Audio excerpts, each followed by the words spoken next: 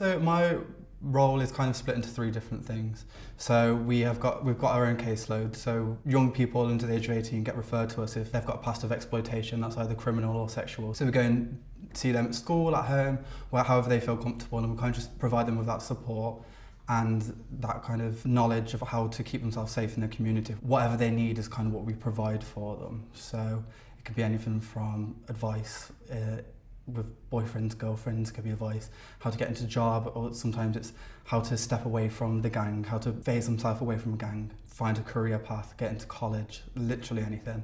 So that's one part of my job. A second part of my job is we go into schools, we go into primary schools, secondary schools, alternate provisions, colleges, even universities, and we give the same kind of knowledge to bigger audiences, giving them an overview of what child exploitation is, how to keep themselves safe, what the different kind of exploitation is. We talk about grooming, and then the third part of our job is training all sorts of different careers, different people, different professionals. So we've got people that work in care homes, people that work in schools, people work in colleges, people who work in the local authority, social workers, foster parents, prospective adoptive parents, stuff like that. There's never an average day, so my week can sometimes be casework, and just working with my young people because maybe they've had a tough time, maybe something's gone on, maybe they made a disclosure to me on Monday and then most of my week's taken up with that. Going over to train people on the Wirral, training people down in St Helens. Yeah, my week changes. Never the same day, repeated twice.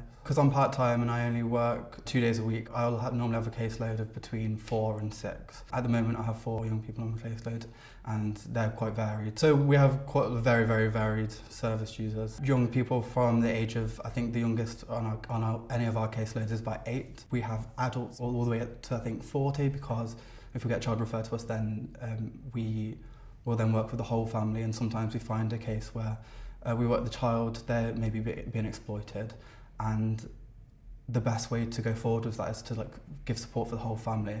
So sometimes we do work directly with parents. I work a lot with young people who've been sexually exploited, but I know that I've got quite a few colleagues that work a lot more with teenagers that have been part of gangs, that have been county lined. So county lines when a young person is kind of put on a train with nothing, just a train ticket from Liverpool to anywhere in the country. Normally it's like a seaside town or like a quiet area, and that young person will be given basically a bag of drugs, and they've told you've got to sell these, and once you've sold these you can kind of come back, and that's the type of young people that they've been working with. Whereas I've been working with young people that are vulnerable in different ways, that maybe been groomed online or maybe groomed by a family friend or somebody that they know at school.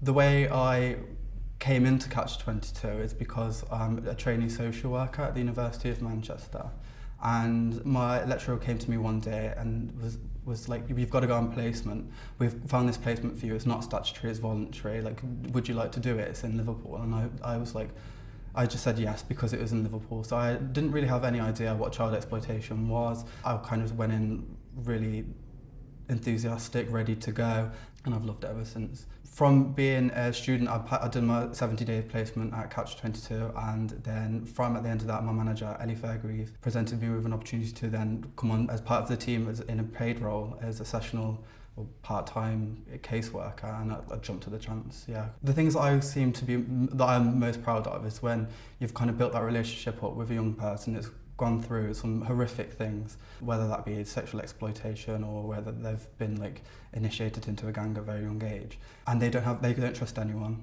They've had that drilled into them not to trust anyone. And so the proudest moment is kind of when they do open up to you, when you do have that breakthrough. So sometimes you get young lads open up and crying.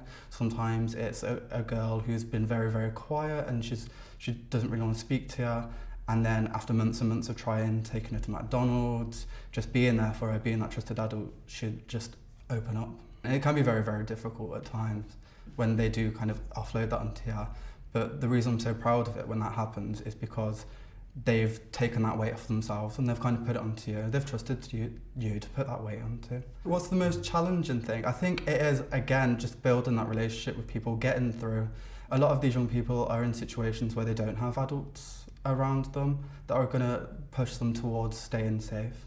So sometimes you're going into a situation where they've got that instant distrust of any sort of adult, and you're trying to break through, sometimes that can be done through if they've got a good relationship with their parents or a school teacher, and that school teacher kind of maybe pushes them to come and engage with you, but sometimes they don't have that person.